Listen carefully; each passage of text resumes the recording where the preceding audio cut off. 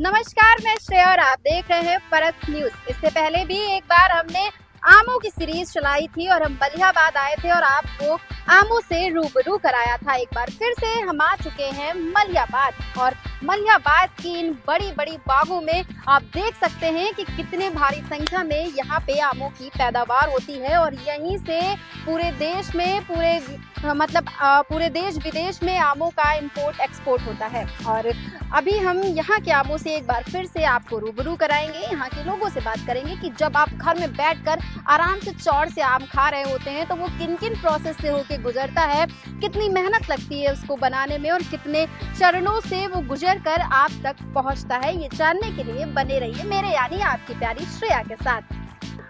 बिना केमिकल के डाल का टूटा हुआ आम कैसा होता है, इसका स्वाद कैसा होता है, वो अभी हम चखेंगे और आपको बताएंगे कि वाकई में जो आम होते हैं जो बिना किसी केमिकल के बनते हैं, जो पेड़ के टूटे हुए आम होते हैं, ताज़ा ताज़ा आम होते हैं, जो अभी मेरे हाथ में आप देख सकते हैं कि ये बिल्कुल फ्रेश आम है जिसे मैं अभी खाने वाली हूँ और इसका टेस्ट कैसा है ये मैं आपको बताने वाली हूँ।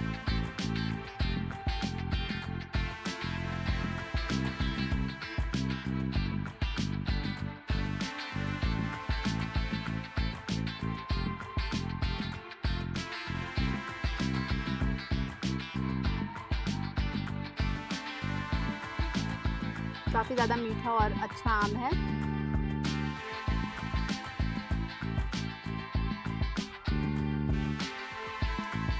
काश मैं आप लोगों को ये टेस्ट करा पाती।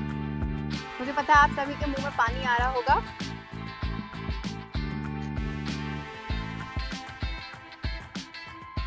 काफी स्वीट आम है, बिल्कुल मेरी तरह। इस बार की जो है आमों की क्या लागत है, क्या लागत निकल रही है?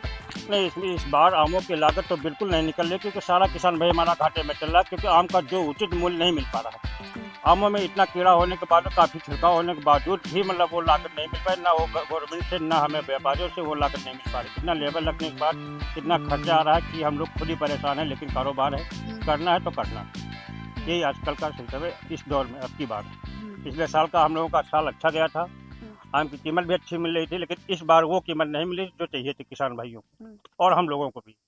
क्या आम का रेट क्या है? आम का रेट 35 रुपये से 20 रुपये 40 रुपये से एक नंबर का आम बिक रहा है बस। और इस पे खर्चा बहुत ज़्यादा हम लोगों का आ रहा है। कितना खर्चा है?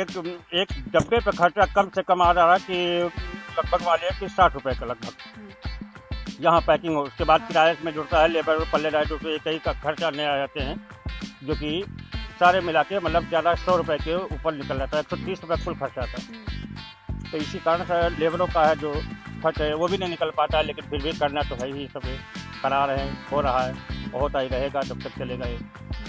कितने सालों से आप ये आमों का व्यापार? ये तो हम इतने सालों से कि खुद जब से हमने खुद संभाली तब से कर रहे हैं। पहले घर के बाग होते तब कर रहे थे, उसके बाद अब तो खरीदारी भी चालू कर दी है। अब थोड़ा खरीद लेते हैं इधर, तो घर के बाग भी हैं, तो सारे में मिला के सब मुख्य धंधा हम लोग को तो यही है, चाहे घाटा हो या नफा हो, करना है तो करना है रोजी रोटी के लिए। पूरे साल का जो आपका खर्चा होता है क्या वो इन आमों से निकल आता है? बिल्कुल नहीं निकलता है। कभी कभी तो ऐसा तो घर का लोटा थाली भी चला जाता है इसमें, इस कारोबार में। कभी कभी ऐसा हो चलो थोड़ा बहुत मिल गया तो अपना उसी में गुजर बसर हो रही है। अच्छा, अगर आम के व्यापार से संबंधित हम बात करें तो सरकार से क्या मांगे होंगे? सरकार से मांग हमारी क्या होंगी, सरकार मांगे क्या हमारी सुनेगी। सरकार से बस यही अच्छी कीमत दिला दे हम लोगों को और अच्छा सा सिस्टम हो जाए तो हम लोग खुशहाल जिंदगी जिए। कहने को तो मलिहाबाद फल पड़ती है, बहुत बड़े लोग रईस यहाँ रहते हैं, लेकिन हम लोग अंदर से देखा जाए तो काफ़ी खोखले हो चुके हैं इस कारोबार में। और यहाँ पे एक मैंने अभी चीज़ जानी कि मलिहाबाद जो इतना बड़ा आमों का गढ़ है और यहाँ का जो रेलवे स्टेशन है वहाँ पर सिर्फ 2 ट्रेनें रुकती हैं। जी बिल्कुल। कभी मलिहाबाद में इतनी ट्रेनें रुकती थी कि जो मलिहाबाद था, आज मात्र 2 ट्रेनें रुकती हैं, वो भी रुक गई नहीं, निकल गई। चढ़ना है तो चढ़ लीजिए, नहीं तो आप अपने घर वापस चले जाइए। तो इसका व्यापार पर क्या असर पड़ रहा है? बहुत बड़ा फर्क पड़ रहा है। यहाँ से माल बहुत दूर तक हम लोग ज़्यादा, लखनऊ है, दिल्ली है, कानपुर है, बम्बई है, यहाँ से और लुधियाना, चंडीगढ़ वगैरह मुख्य ट्रेनें जो लुधियाना चंडीगढ़ के लिए चलती थी, यहाँ से आम बहुत जाता था पैकिंग हुआ हो। यही पैकिंग हम लोग करते थे, व्यापारी वहाँ से आया अपना लाद लिया सीधे। अब उल्टा लखनऊ लेके जाए, वहाँ उसको ट्रेन मिले तो ठीक, ना मिले तो ठीक, और बहुत दिक्कत पड़ रही। व्यापारी यहाँ आना छोड़ ही दिया बिल्कुल। अब यहाँ चंडीगढ़ लुधियाना का अमृतसर जैसा कोई व्यापारी यहाँ नहीं आता है।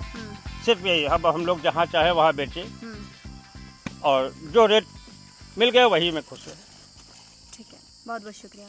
तो मैं मलिहाबाद आई और यहाँ के आमों से रूबरू हुई। यहाँ के आमों का स्वाद लिया जो खाने में काफी मीठे थे, लेकिन उस मीठे आमों का जो मीठा स्वाद था वो किसानों तक कहीं ना कहीं नहीं पहुंच पा रहा था। जब मैंने यहाँ के किसानों से बात की तो वो मुझे कुछ नाखुश दिखाई दिए।